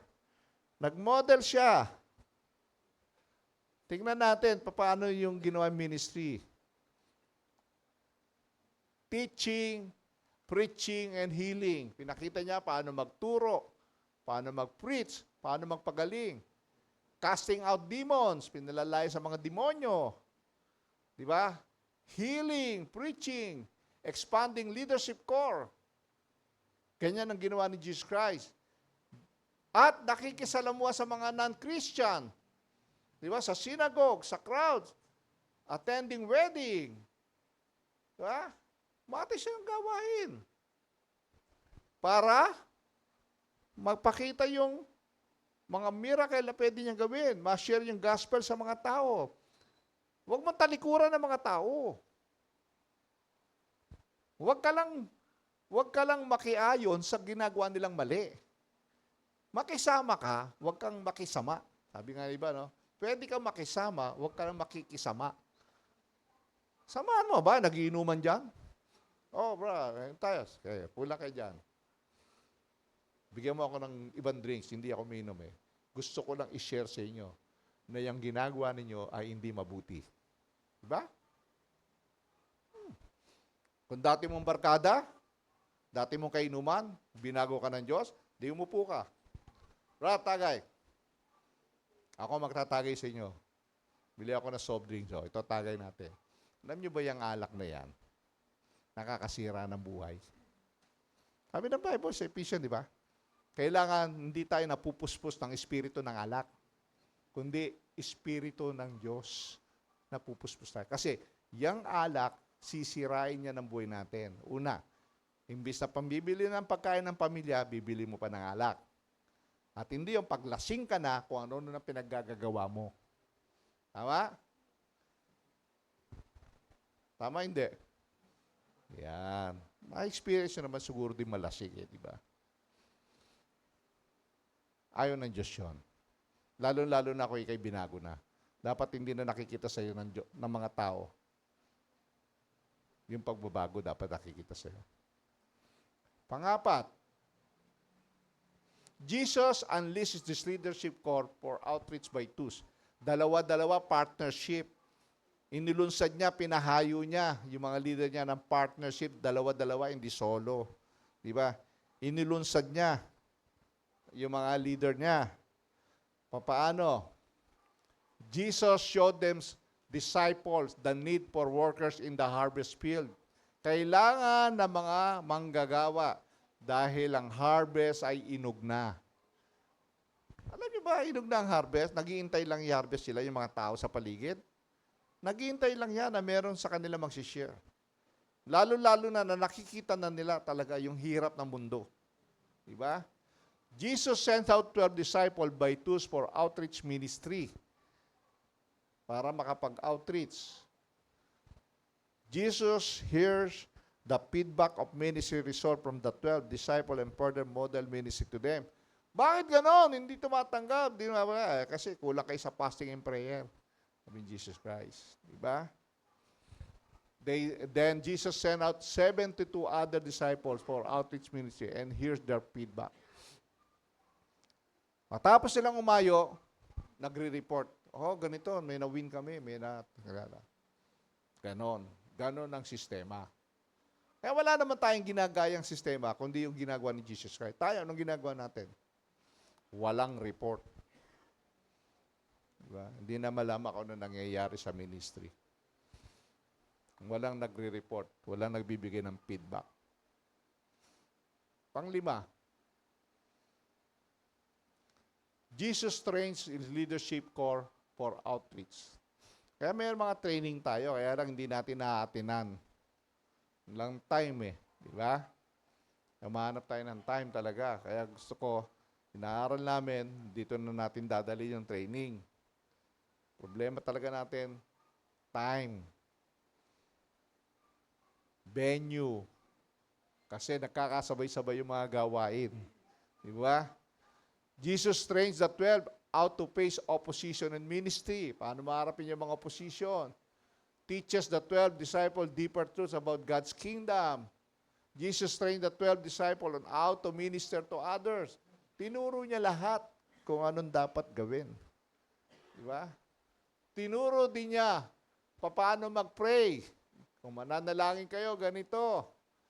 Tinuro din niya about servanthood. Pagiging alipin, di ba? Tinuro din niya yung accountability. Na tayo, may accountable tayo, may pananagutan tayo sa Diyos na pinagkatiwala sa atin. Tinuro din niya yung magdepende tayo sa kapangyarihan ng banal na Espiritu. Tinuro din niya sa 12 to pursue intimacy with Him. Palalimin niyo yung relasyon niyo sa akin. Hindi yung busy-busy ka sa ministry, hindi ka na nakikipag-usap sa akin. Wala kang prayer life. Di ba? Kaya balance. Tinuro ni Jesus Christ yung balancing. Sa 12 alagad, nahangarin yung pakikipagnayan at pagiging malapit sa Diyos. Dapat tayo malapit sa Diyos. Tingnan niyo sabi ng isang theologian, some book writers. Sabi ni Howard Hendricks, I never allowed my students to drink from stagnant water. They must drink from running water. Sabi niya, hindi ko aayahan na uminom ang aking estudyante sa tubig na marumi. Stagnant. Hindi maayos. Hindi umaagos. Kundi, gusto ko, kailangan nilang uminom ng tubig na patuloy na dumadaloy. Ano yun? The Holy Spirit. Dumadaloy.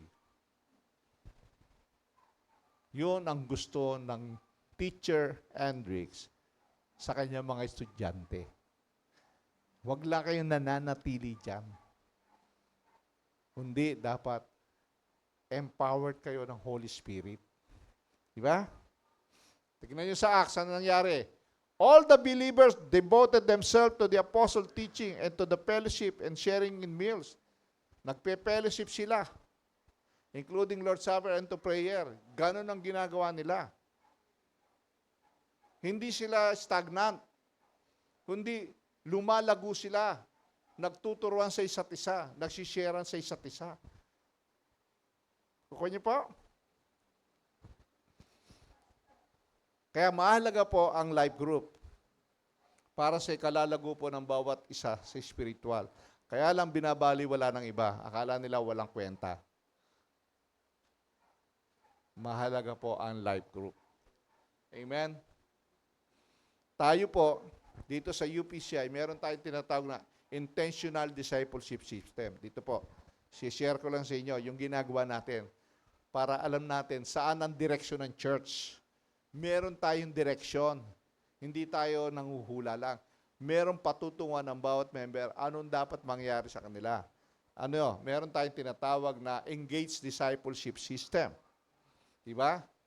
Nakapokus tayo sa dalawang great, the Great Commandment and the Great Commission. Diyan nakapokus ang church. Yung dakilang utos at dakilang mission. Diba? The Great Commandment and the Great Commission. Then, meron tayong tinatawag na 4 pillars. Pakiano lang, sis. 4 pillars of engaged discipleship. Ano yan? Una, anong purpose? To live the Great Commandment. Ipamuhay natin yung Great Commandments. Mahalin ang Diyos ng buong pagkatao, mahalin mo yung kapwa. Yan ang purpose ng discipleship. Diba? Ano ang vision ng mission? Sabihin, ano yung gagawin? Yung vision. Fulfill the Great Commission. Ito yung vision. Ano yung vision? Ano yung pinagagawa? Umayo, mag-evangelism, at magdisipulo. Mag-share ng gospel. Ano ba meaning ng mission?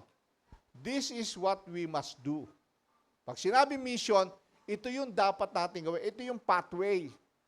Ang vision, ito yung kung saan tayo pupunta. Ito yung destination. At pag pinakita ng Diyos, dito kayo papunta, paano mo gagawin? Yung mission. Ito yung pinagagawa ng Diyos, go and make disciples para sila makarating sa langit. How? Yun yung tinatawag na mission. Lahat po tayo ay missionary. Amen? Kasi lahat tayo inutusan ng Diyos na umayo. May mission tayo. Kaya sabi ko, unahin mo muna yung loob ng pamilya mo bago ka lumabas. Pag sa loob pala ng pamilya mo, nakita na ng community yung pagbabago ng family mo, lumabas ka, mamamangha sila. Dapat, inside the family, may impact ang family mo sa community. Hoy, yung pamilyang yan, dati ganyan yan, pero nakamamangha, biglang nagbago. Di ba? Nakita niyo ibig sabihin ng Diyos? Ganon po dapat. Kaya tayo sa UPCI, may vision tayo. We are God's transforming part to the families and communities. Ang mission natin, to fulfill God's purpose for His church. Teaching, touching, reaching, planting, and training. Yan ang pinagagawa. Diba? Paano yung touching? Paano may tatouch sila? Share what you have do sa mga taong naghihirap, yung nagsasuffer po, na maramdaman nila yung God's compassion. Abutin sila by proclaiming the gospel of the Lord Jesus Christ. Magtayo ng churches at magtayo ng mga leaders. Yan yung mission natin. Nakuha niyo pa? Na dapat natin ginagawa.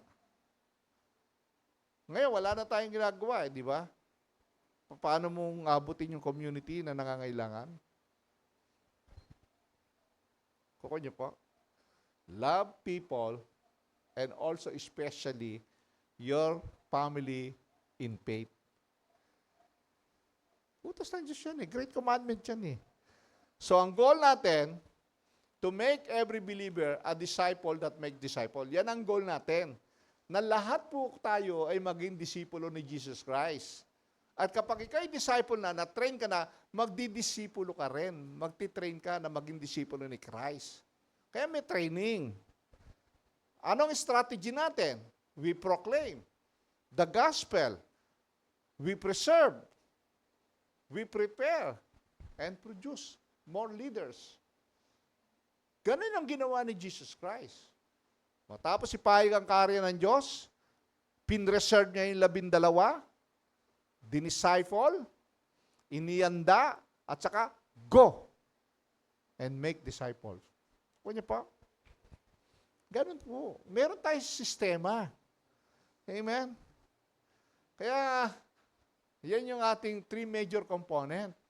Meron tayong discipleship strategy, Meron tayong equipping process, meron tayong life group strategy. Yan po yung ginagawa ng church para lumago sa pananampalataya ang mga tao. Mabago ang buhay. Maging good testimony sila sa community. Ipadama ang pagmamahal ng Diyos sa mga tao. Amen? Okay po ba? Alam na natin kahalagahan ng life group. Ngayong alam nyo na, join with the life group. Pag wala kang life group, ibig sabihin, ayaw mo magpa-disciple kay Christ. Kailangan maghanap ka ng ka-life group mo. Kung wala ka pang kasama sa life group, kasi sa life group, matutulungan ka kung anong bigatin mo sa buhay. Hindi lang tungkol sa pera yan, kundi sa dala-dala mong sa puso mo na nagpapahirap sa'yo. Amen? Okay? Let's pray. Lord, salamat po sa gabing ito sa iyong mga salita namin natutunan. Na pinakita niyo po ang kahalagahan po ng maliit na grupo po na mananampalataya na kung saan nagtutulungan kami, ginagampanan po ang pagmamahal na utos mo na mahalin namin ang aming kapwa, mahalin namin ikaw ng buong puso namin. At ganun din, Panginoon, ipadama namin ang aming pagmamahal sa aming kapwa sa pamagitan po ng pagpapahayag po ng mabuting balita ni Kristo na magbibigay ng bagong buhay sa kanila. Salamat po sa katotohanan ito. Ang dalangin po namin, gamitin niyo po kami, Panginoon. Tanggalin niyo po yung takot sa aming puso.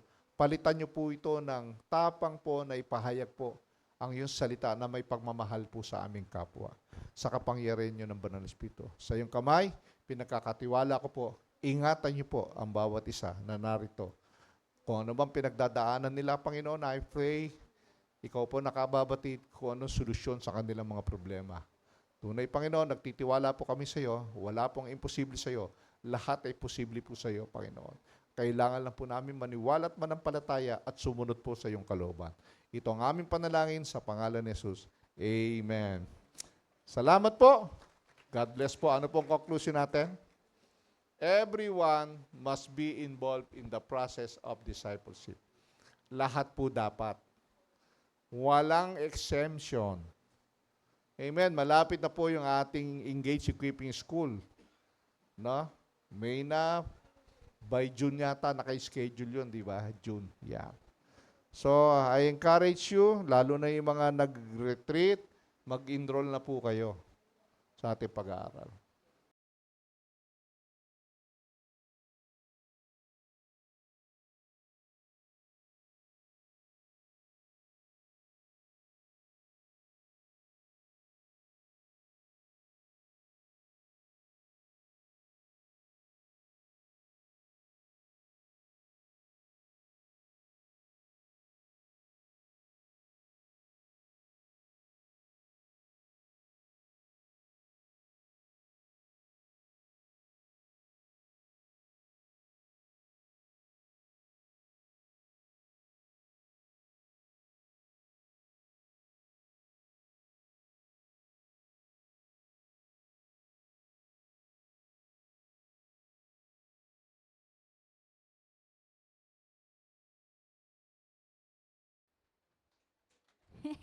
Invited po ni Ate LV. Parang nagulat siya na natawag ang kanyang pangalan. Welcome po, si Brother John Bert Adrian Bandiala. Welcome po sa gabi pong ito. Welcome po kayo sa gawain ng Panginoon. Si Brother Renz Locanyas. Amen. Parehas po silang invited ni Sister Sofia Carino. Tama po ako. Pwede po silang mahilingan na pumunta po sa harapan. Pagpe-pray lang po namin kayo ng isang mabilis. Sige po, tara po.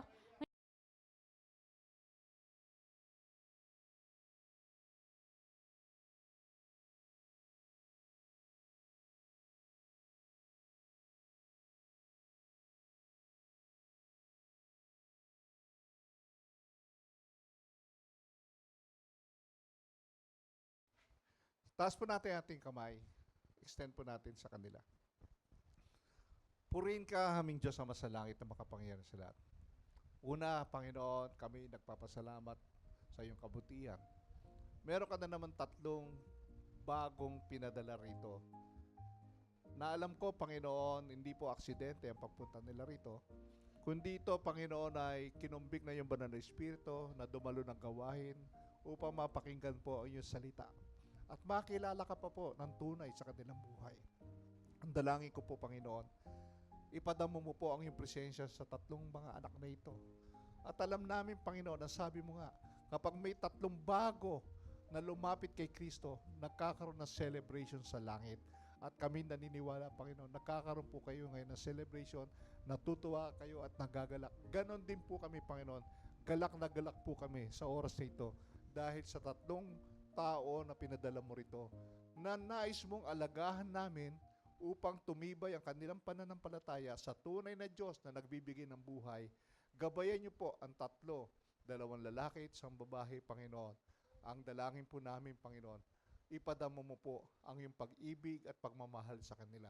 Alam mo po ang mga pinagdadaanan ng iyong mga anak na ito.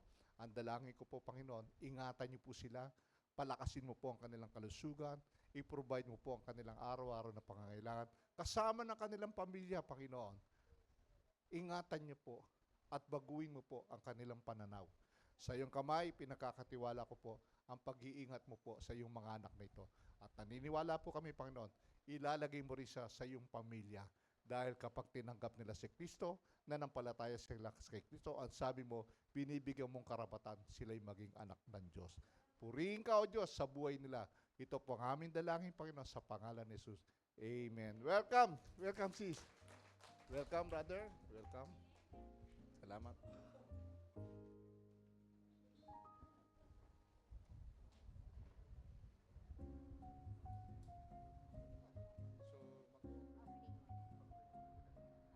Sige po. Sa pagkakataon pong ito ay patuloy po tayong maglilingkod sa Panginoon sa pamamagitan po ng pagbibigay.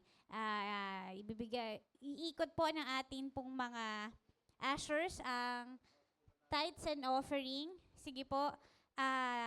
Sa lahat po ang bawat isa po sa atin, tinitray na po, itaas muna po daw natin yung atin pong ibibigay sa Panginoon. And then, Taas po natin. Tayo po tumayo.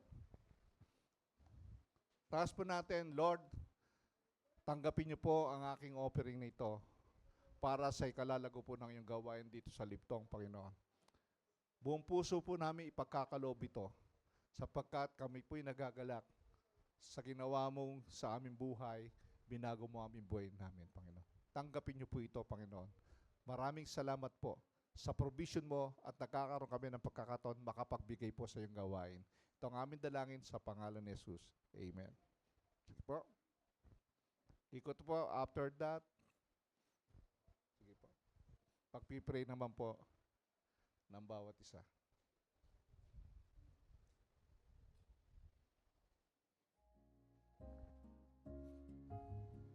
Eto, ang laki ng kahon eh.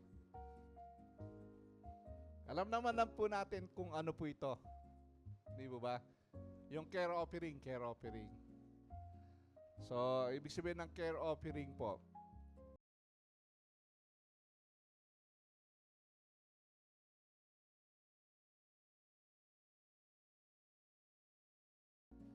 bawa na ospital, kulang ang pambayad ng ospital. Sa maliit na pamamaraan po, ay sinishare po natin pambayad ng ospital, walang pambiling gamot, dito po natin kinukuha sa care offering.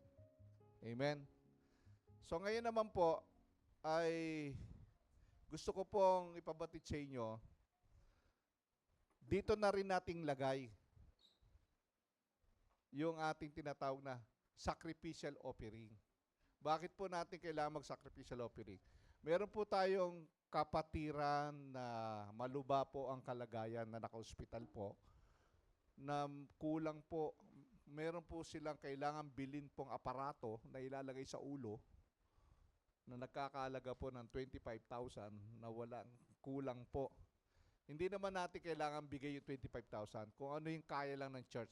Ayon po do sa policy na itinalaga natin. Kasi dito po sa church po, para alam nyo, kapag ikaw po ay legitimate member na ng church supporter, meron kang benepisyo na 5,000 kada taon kung ikaw yung ma-hospital, bibigyan ka ng 5,000. Tulong. Yun lang kaya ng church kasi maliit lang ang church.